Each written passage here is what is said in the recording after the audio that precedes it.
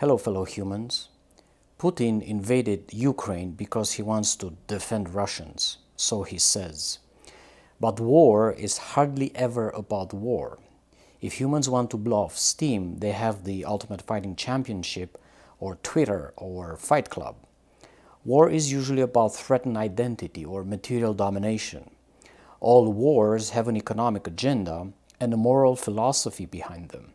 Is there a way to make wars impossible forever?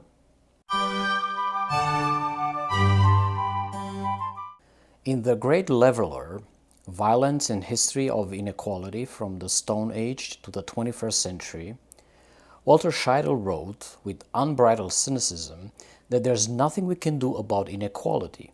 Humans have no choice but to put a small elite of oligarchs, czars, or CEOs in charge, who will grab more and more of the pie like automatons driven only by greed.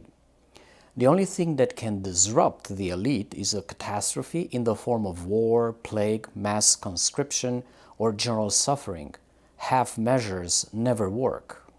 So if you don't want to go back to living in a cave or to be evaporated in a nuclear holocaust, you will have to accept the existence and ruling of Putin and associates, Jeff Bezos, Elon Musk, Bill Gates, and their ilk. Yet we learned from history that this is not necessary. There are many examples of civilizations who thrived for centuries without a hierarchy of rulers, including prehistoric Ukraine, the Uruk period of Mesopotamia, and Bronze Age Pakistan. Maybe Putin was inevitable in the history of Russia, but he is not permanent. This also applies to a kleptomaniac plutocracy he established. Many media outlets in the West question Putin's ability to sustain a war of attrition in Ukraine from an economic perspective. Can Putin afford the war? From an economic perspective, yes, he can. Russia has a sovereign currency, the ruble. The central bank of the Russian Federation can print rubles strictly for a national war economy. If Russia has enough iron to make tanks, enough workers to produce them, and enough factories, there can be an unlimited amount of rubles to pay for them. No need to stress about national inflation because prices can be frozen by decree. No need for dollars, no need for SWIFT, no need to export fossil fuels, no need for gold reserves. The only economic limit to this potential war is the size of the workforce and the availability of natural resources. Russia seems to have plenty of both. When we move from the materialism of the economic reality into the realm of morality and principle, the ground under the boots of the Russian army begins to shake and crumble. Putin launched this war on Ukraine asserting a motivation of identity to protect the separatist Russians in the Donbas region. He expanded the motivation into an imperialist motive. Ukraine is not a real country. Ukraine must be Russian land. Ukrainians are only a flavor of Russians. History has this habit of repeating itself. This is what the Kenyan ambassador Martin Kimani said to the United Nations Security Council on February 22, 2022. Kenya and almost every African country was birthed by the ending of empire. Our borders were not of our own drawing.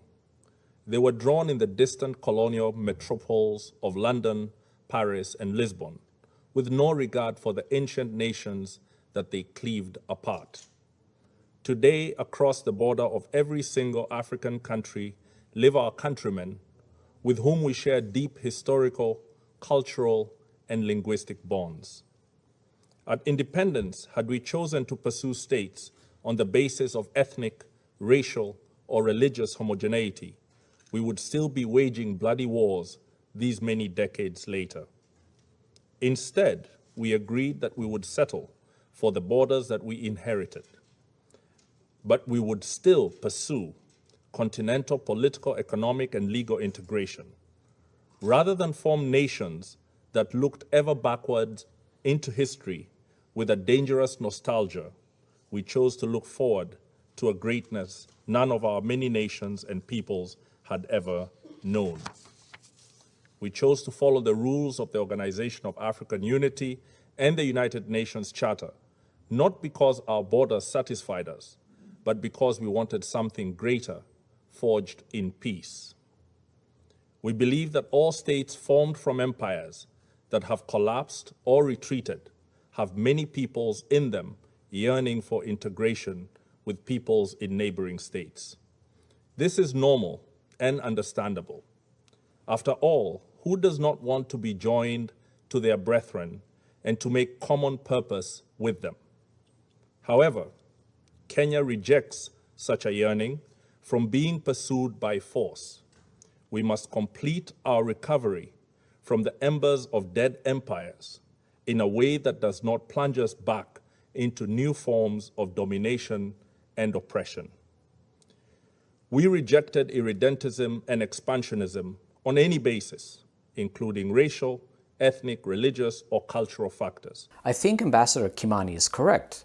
Many state borders have been drawn without considering the ethnic geography. Redrawing the borders on ethnic principles should never justify war under international law. Ethnic groups can be protected by all the states where they live, regardless of their size, or if they are in the majority or the minority. Russia could help the Russians in Ukraine preserve their culture where they live and still honor their status as Ukrainian citizens. States can extend this courtesy to their reciprocal ethnic minorities. There are over 2 million Ukrainians living in Russia, after all. Should Ukraine invade Russia to protect them? The moral argument is often so strong that it can overpower the material reality of war. When Putin loses the war in Ukraine, first it will be because he lost the moral argument before his army is defeated. The game of whataboutism is easy to play. What about the German occupation of Czechoslovakia in 1938? What about Israel occupying Palestine? What about Yemen, or Syria, or South Sudan, or the Sahrawi Republic in the Western Sahara?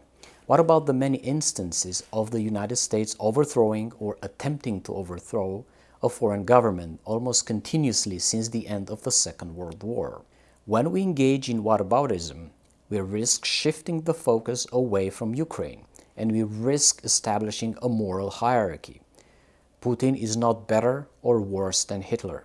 He is a character in the 21st century. He ought to be judged in the context of the present. That being said, whataboutism can be good if we strive to apply the same moral principles on all cases that are compared. If Putin must leave Ukraine, so must the United States stop trying to change regimes, and so they must demilitarize globally. So must Israel stop the apartheid and leave the Palestinians in peace. So must Saudi Arabia leave the Yemenis in peace. So must Morocco leave the Sahrawis in peace, and so on.